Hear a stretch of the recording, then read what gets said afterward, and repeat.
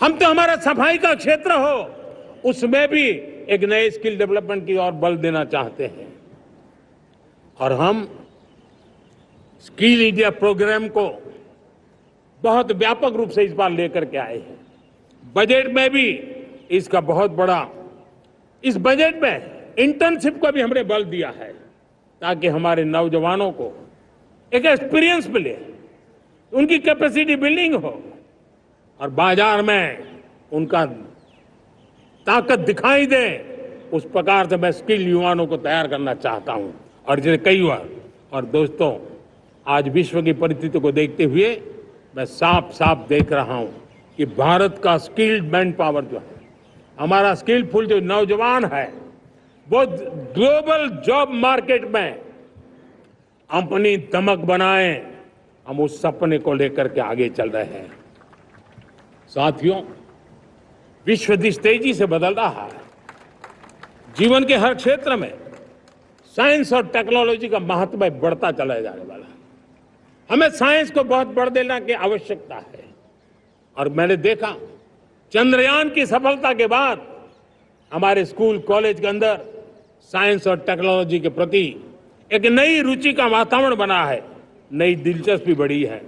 तब हमारे शिक्षा संस्थानों ने ये जो मनोभाव बना है उसको नर्चर करने के लिए आगे आना होगा। भारत सरकार ने भी रिसर्च के लिए सपोर्ट बढ़ा दिया है। हमने ज्यादा से ज्यादा चेयर स्थापित किए हैं। हमने नेशनल रिसर्च फाउंडेशन बना करके हमने उसको एक कानूनी परिवेश में ला करके स्थायी रूप से एक व्यवस्था विकसित की है ताकि रिसर्च को लेकर के निरंतर बल मिले और ये रिसर्च फाउंडेशन उस काम को करे। मेरे बड़े गर्व की बात है कि बजट में हमने 1,00,000 करोड़ रुपया रिसर्च और इनोवेशन के लिए हमने देने का निर्णय किया है ताकि हमारे देश के नौजवान के पास जो आइडियाज है उस आइडियाज को हम जमीन पर उतार पाए। साथियों, आज भी हमारे देश में मेडिकल एजुकेशन के लिए हमारे बच्चे बाहर जा रहे हैं। वैसा कहा हमारे बहुत ज्यादातर मध्यम वर्गीय परिवार के, उनके लाखों करोड़ों रुपए खर्च हो जाते हैं और तब जाकर के हमने पिछले 10 साल में मेडिकल सीटों को करीब करीब 1,00,000 कर दिया। आज मैं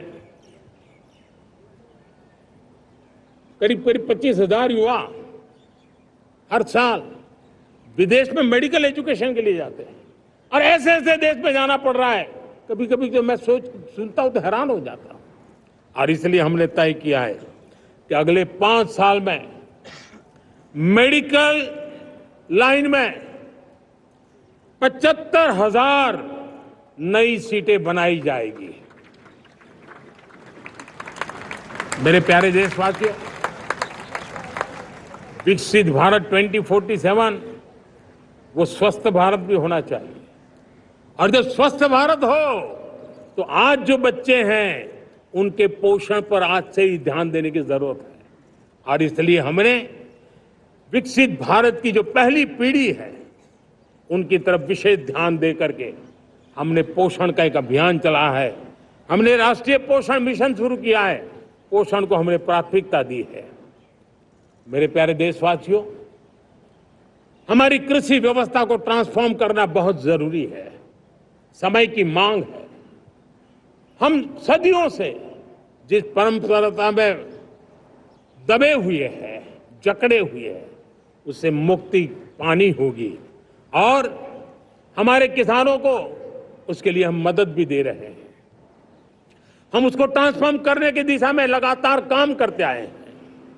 आज आसान ऋण दे रहे हैं किसानों को, टेक्नोलॉजी की मदद दे रहे हैं।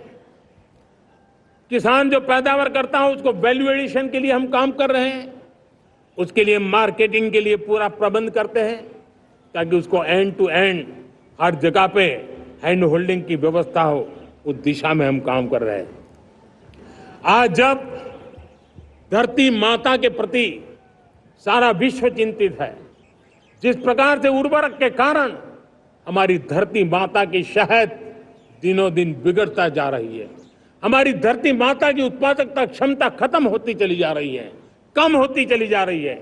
और उस समय मैं मेरे देश के लाखों किसानों का आभार व्यक्त करना चाहता हूं, जिन्होंने प्राकृतिक खेती का रास्ता चुना है। हम मैन्युफैक्चरिंग क्षेत्र को बढ़ावा देना चाहते हैं क्योंकि रोजगार के लिए सर्वाधिक आवश्यक है। आज पीएलआई स्कीम को बहुत बड़ी सफलता मिली है। एफडीआई रिफॉर्म्स, उसने भी हमें बहुत बड़ी ताकत दी है। एमएसएमईज को बहुत बड़ा बल मिला है, नई व्यवस्थाएं विकसित हुई है और उसके कारण हमारा मैन्युफैक्चरिंग सेक्टर, हम दुनिया का एक मैन्युफैक्चरिंग हब बने। जिस देश के पास इतनी नौजवान शक्ति हो, जिस देश के अंदर ये सामर्थ्य हो, हम मैन्युफैक्चरिंग की दुनिया में भी इंडस्ट्री 4.0 में हम बहुत बड़ी ताकत के साथ आगे जाना चाहते हैं। और इसके लिए आवश्यक स्किल डेवलपमेंट, उस पर भी हमने बल दिया है। और स्किल डेवलपमेंट में भी हमने नए मॉडल तय किए हैं। हमने जन भागीदारी को जोड़ा है ताकि तुरंत रिक्वायरमेंट के अनुसार स्किल डेवलपमेंट हम कर सके। और मुझे विश्वास है, मैं लाल किले की प्राचीर से कह रहा हूं, वो दिन दूर नहीं होगा जो भारत इंडस्ट्रियल मैन्युफैक्चरिंग का हब होगा, दुनिया उसकी तरफ देखती होगी। आज विश्व की बहुत बड़ी कंपनियां भारत में निवेश करना चाहती हैं। ये चुनाव के बाद मैंने देखा, मेरे तीसरे कार्यकाल में जितने लोग मुझसे मिलने के लिए मांग कर रहे हैं वो ज्यादातर निवेशक लोग हैं, विश्व भर के निवेशक हैं। वो आना चाहते हैं, भारत में निवेश करना चाहते हैं। ये एक बहुत बड़ा गोल्डन अपॉर्चुनिटी है। मैं राज्य सरकारों से आग्रह करता हूं कि आप निवेशकों को आकर्षित करने के लिए स्पष्ट नीति निर्धारित कीजिए, गुड गवर्नेंस का आश्वासन दीजिए, लॉ एंड ऑर्डर सिचुएशन के लिए उनको भरोसा दीजिए। हर राज्य एक तंदुरुस्त स्पर्धा में आगे आए। राज्य राज्य के बीच निवेशकों को खींचने के लिए स्पर्धा होनी चाहिए, निवेशकों को लिए, ताकि उनके राज्य में निवेशक आएंगे, उनके राज्य के नौजवानों को स्थानीय रूप से अवसर मिलेगा, रोजगार का अवसर मिलेगा। नीतियों में परिवर्तन लाना चाहिए तो ग्लोबल रिक्वायरमेंट के अनुसार नीतियों को राज्यों ने परिवर्तित करना चाहिए। लैंड की आवश्यकता है तो राज्यों ने लैंड बैंक बनानी चाहिए। गुड गवर्नेंस सिंगल पॉइंट पर काम करने के लिए राज्य जितने प्रोएक्टिव होंगे, जितने ज्यादा प्रयास करेंगे, जो निवेशक आ रहे हैं वो कभी भी वापस नहीं जाएंगे।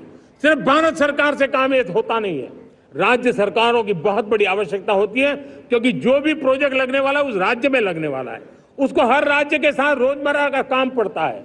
और इसलिए मैं राज्यों से आग्रह करूंगा कि जब विश्व पूरा भारत की तरफ आकर्षित हो रहा है, विश्व पूरा भारत में निवेश करने के लिए प्रतिबद्ध हो रहा है, तब ये हमारा दायित्व बनता है कि हमारी पुरानी आदतें छोड़ करके स्पष्ट नीति के साथ हम आगे आए। देखिए, आपको परिणाम अपने राज्य में दिखाई देगा और आपका राज्य भी चमक उठेगा, ये मैं आपको विश्वास देता हूं। साथियों, भारत अपनी बेस्ट क्वालिटी के लिए पहचानी जाए, ये बहुत जरूरी है। अब विश्व के लिए हमें डिजाइन ऑफ इंडिया का क्षेत्र, डिजाइन इन इंडिया, इस पर हमने बल देना है। हमें कोशिश करनी है अब इंडियन स्टैंडर्ड इंटरनेशनल स्टैंडर्ड बनने चाहिए। इंडियन स्टैंडर्ड इंटरनेशनल स्टैंडर्ड बनेंगे तब हमारी हर चीज को सहजता से मोहर लग जाएगी और ये हमारे प्रोडक्शन की क्वालिटी पर निर्भर करेगा, हमारी सेवा की क्वालिटी पर निर्भर करेगा, हमारे अप्रोच की क्वालिटी पर निर्भर करेगा।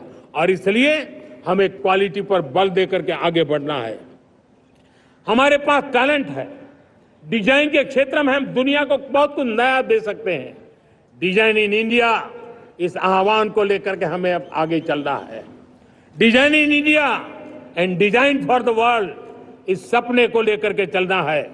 मैं देख रहा हूं गेमिंग की दुनिया का बहुत बड़ा मार्केट खड़ा हुआ है, लेकिन आज भी गेमिंग की दुनिया पर प्रभाव, खास करके उन खेलों को बनाने वाले लोग, प्रोडक्ट करने वाले लोग, विदेशी कमाई होती है। भारत के पास बहुत बड़ी विरासत है, हम गेमिंग की दुनिया में बहुत नई टैलेंट को लेकर के आ सकते हैं। विश्व के हर बच्चे को हमारे देश के बनी हुई गेमिंग की ओर आकर्षित कर सकते हैं। मैं चाहता हूं कि भारत के बच्चे, भारत के नौजवान, भारत के आईटी प्रोफेशनल्स, भारत के एआई के प्रोफेशनल्स, वे गेमिंग की दुनिया को लीड करें। खेलने में नहीं, गेमिंग की दुनिया में हमारे प्रोडक्ट पूरे विश्व में पहुंचने चाहिए और पूरी दुनिया में हमारे एनिमेटर्स काम कर सकते हैं। एनिमेशन की दुनिया में हम अपनी दाग जमा सकते हैं। हम उस दिशा में काम करें। मेरे प्यारे देशवासियों, आज विश्व के अंदर ग्लोबल वार्मिंग, क्लाइमेट चेंज हर क्षेत्र में चिंता और चर्चा का विषय रहता है। भारत ने उस दिशा में काफी कदम उठाए हैं। हम विश्व को आश्वस्त करते रहे हैं और शब्दों से नहीं, अपने कार्यों से, प्राप्त परिणामों से हमने विश्व को आश्वस्त भी किया है और विश्व को आश्चर्यचकित भी किया है। हम ही हैं जिन्होंने सिंगल यूज प्लास्टिक पर प्रतिबंध लगाया है। हमने रिन्यूएबल एनर्जी पर विस्तार किया है। हमने रिन्यूएबल एनर्जी को एक नई ताकत दी है। आने वाले कुछ वर्षों में हम नेट जीरो फ्यूचर की ओर आगे बढ़ रहे हैं। मुझे याद है पेरिस अकॉर्ड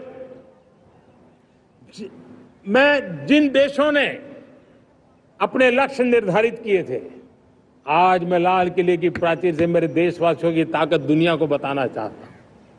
G20 देश के समूह जो नहीं कर पाए, वो मेरे देश के नागरिकों ने करके दिखाया है। मेरे देशवासियों ने करके दिखाया है। हिंदुस्तान ने करके दिखाया है। पेरिस अकॉर्ड के अंदर जो टारगेट हमने तय किए थे, उन टारगेट को समय से पहले पूरा करने वाला G20 देशों के समूह में अगर कोई है तो एकमात्र मेरा हिंदुस्तान है, एकमात्र मेरा भारत है। और इसलिए गर्व होता है साथियों।